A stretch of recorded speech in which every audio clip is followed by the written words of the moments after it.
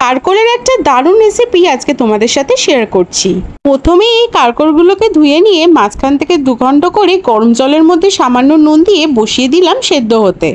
এদিকে সেদ্ধ হোক আর আমি একটা মিক্সি জারের মধ্যে দিলাম 1 চামচি সর্ষে, 1 চামচি পোস্ত, নারকোল, তারপর দিলাম নুন। স্বাদ মতোই সবকিছু হবে। দিলাম লঙ্কার গুঁড়ো, 2খানা বাতাসা, একটা গোটা কাঁচা লঙ্কা। এদিকে আমার কারকলগুলো সেদ্ধ হয়ে গেছিল, সেগুলোকে জল ছড়িয়ে একটা বাটিতে তুলে নিলাম।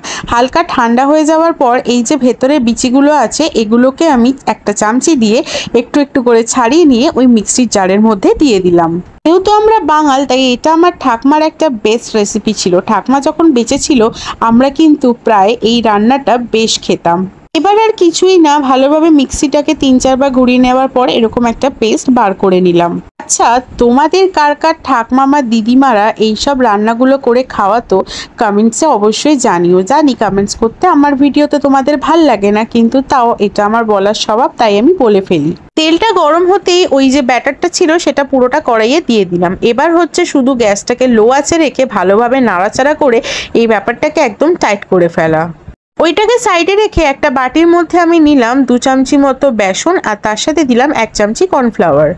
এবার এটার মধ্যে নুন, মিষ্টি, কালো জিরে দিয়ে সাইডে রেখে দিলাম। এইবার একটা করে কারকল নাও আর এই যে পুরটা এই কারকলের মাঝখানে তাড়াতাড়ি করে ঢুকিয়ে ফেলো। জানো তো আমার এই ইউটিউবের জার্নিটা ঠিক 4 বছরের। তোমরা যারা প্রথম থেকে আমার সাথে ছিলে তারা অনেকেই জানো, যারা আমার ভিডিও নতুন দেখছো তাদের জন্য এই কথাটা বলা। এবার ওই আগের থেকে সাইড করে রাখা বেসনটার মধ্যে অল্প অল্প জল দিয়ে একটু বেসনটা গুলতে থাকবো। তবে আমার একটা কেস হয়ে গেছিলো, ভেবেছিলাম একটু টাইট করব, কিন্তু জলের পরিমাণটা বেশি পড়ে যাওয়াতে বেসনটা একটু বেশি ঝোলা ঝোলা হয়ে গেছিলো। আমি কোনো কাজ করব আর সেটা ভুল হবে না সেটা তো হতেই পারে না। তো কড়াইয়ে তেলটা যেই গরম হয়ে যাবে ওই একটা করে কারকলকে এই বেসনের মধ্যে চুবিয়ে নিয়ে গরম তেলের মধ্যে ছেড়ে দেব। দেখতেই পাচ্ছ যে বেসনটা এতটাই পাতলা হয়ে গেছে যে কারকলটা চুপতেই চাইছিল না ওই বেসনের ব্যাটারটার মধ্যে। যাই হোক, অনেক কষ্ট করে হলেও ভালোভাবে চুবিয়ে নিয়ে গরম তেলের মধ্যে দিয়ে দিলাম একটা একটা করে। এখন অফিসের এতটাই প্রেশার যে ঠিকঠাক করে কোনো রান্নার ভিডিও তোমাদের সাথে শেয়ার করতে পারছি না। তবুও চেষ্টা করি ছোটোখাটো শর্টস বা কোনো রিলসের দ্বারা তোমাদের সামনে যাতে নতুন নতুন ভিডিও তুলে ধরতে পারি। তবে তোমরাই যেন কেন আমাকে ভালোবাসা দেখাও না সেটাই আমি বুঝি না। তো চলো, বকবক করতে করতে কারকলটা অলরেডি হয়েও গেছে আর আমি এক পাট আবার উল্টে দিলাম। ছোটবেলার সব থেকে একটা মজার পাঠ হচ্ছে কোনটা কাঁকরোল আর কোনটা উচ্ছে আমি সেটাই বুঝে উঠতে পারতাম না।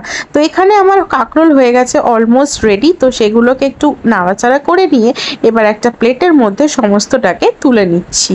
এই খাবারটা কিন্তু গরম গরম ভাতের সাথে ওপর থেকে একটু ঘি ছড়িয়ে নিয়ে খেতে বেশ মজা লাগবে। তবে আবারও একটু বেসনের পুরটাকে মোটা করে আরেকটা কারকল দিয়ে ওই গরম তেলের মধ্যে আমি ছেড়ে দিলাম একটু ভালোভাবে করার জন্য।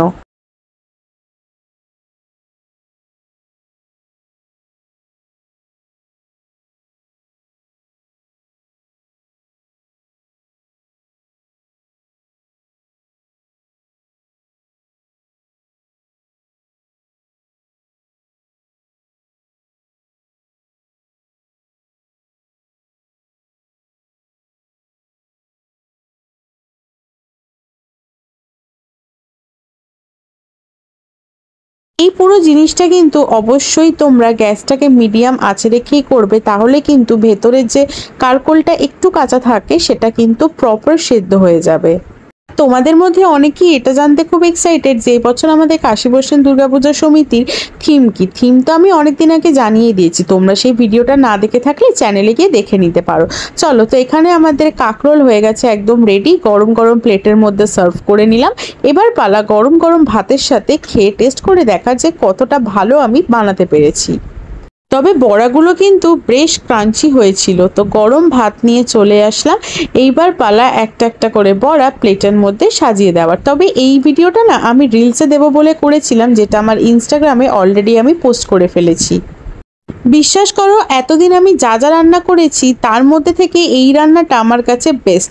তার কারণ এই রান্নাটার মধ্যে প্রপার মিষ্টি, ঝাল, নুন, স্বাদ মানে একদম ব্যালেন্সিং যাকে বলে। আমার এই খাবারটা কিন্তু খেতে বেশ বেশ ভালো লেগেছে। তোমাদের ভিডিওটা ভালো লাগলে অবশ্যই লাইক করো আর এই রকম সুন্দর সুন্দর রান্নার ভিডিও দেখার জন্য চ্যানেলটাকে সাবস্ক্রাইব করে নিও।